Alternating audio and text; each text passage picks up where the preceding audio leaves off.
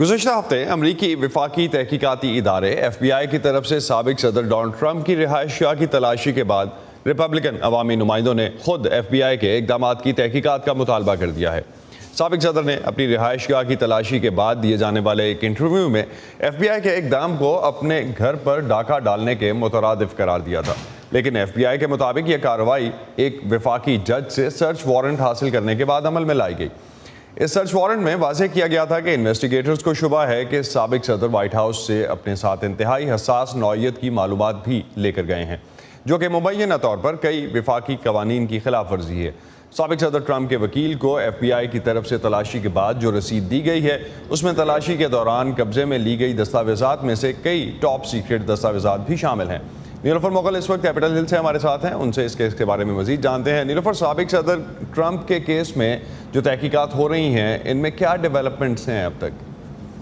جی اسد، تازہ ترین معلومات جو ہیں وہ زیادہ تر سابق صدر کے گھر پر چھاپے اور اس کی وجوہات کے حوالے سے سامنے آ رہی ہیں اور عدالتی کارروائی جاری ہے۔ کل اسی حوالے سے ریاست فلوریڈا کی ایک عدالت میں ایک سماعت منعقد ہوگی جس میں اس بارے میں دلائل پیش کیے جائیں گے۔ گزشتہ ہفتے ہم نے دیکھا کہ جب سابق صدر کے گھر پر چھاپا مارا گیا تو اس کے لیے جو وفاقی اداروں کے یا جو FBI کے جو اہلکار تھے، انہوں نے ایک سرچ وارنٹ حاصل کیا تھا۔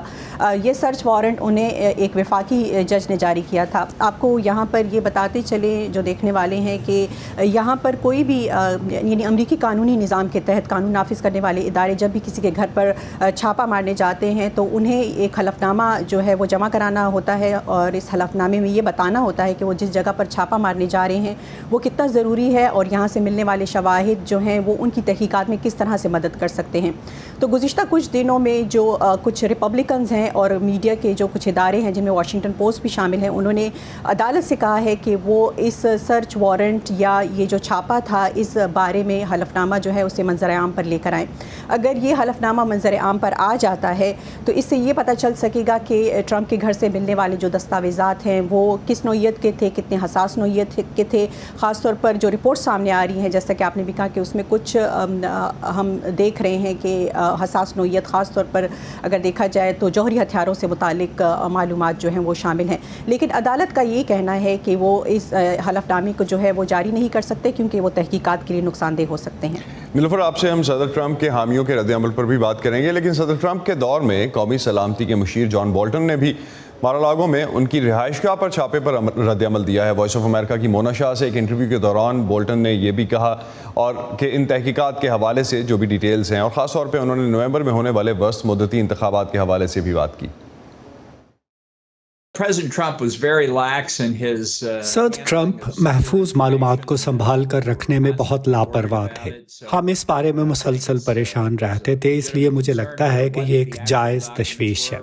اصل دستاویزات کیا تھیں کوئی نہیں جانتا، اس کے بارے میں ہر ایک کی اپنی رائے ہے۔ میں اس کے بارے میں قیاس آرائی سے پہلے حقائق کے سامنے آنے کا انتظار کرنا چاہوں گا۔ اس میں کوئی شک نہیں کہ محکمہ انصاف کے سرچ وارنٹس پر عمل درآمد کے حوالے سے بہت زیادہ سیاسی رد عمل ہوا ہے اور اس سے ڈونلڈ ٹرمپ کو سیاسی طور پر فائدہ ہوا ہے۔ یہ خیال کہ محکمہ انصاف ڈونلڈ ٹرمپ کے سیاسی حملوں کا جواب دینے کی صلاحیت رکھتا ہے بہت مشکل ہے۔ میں ریگن انتظامیہ میں محکمہ انصاف کے ساتھ منسلک رہا ہوں اور اس تجربے کی بنیاد پر بات کر رہا ہوں۔ محکمہ انصاف کے لیے اپنی کہانی کی وضاحت کرنا بہت مشکل ہوتا ہے، جبکہ اس کا معمول کا طریقہ کار یہ ہے کہ تفتیش اور ممکنہ طور پر قانونی چارہ جوئی کو خفیہ رکھا جائے اور صرف عدالتی کارروائی اور محکمے کے وکلاء کے ذریعے بات کی جائے، اور ظاہر ہے کہ ٹرمپ کا ان معاملات سے نمٹنے کا یہ طریقہ نہیں ہے۔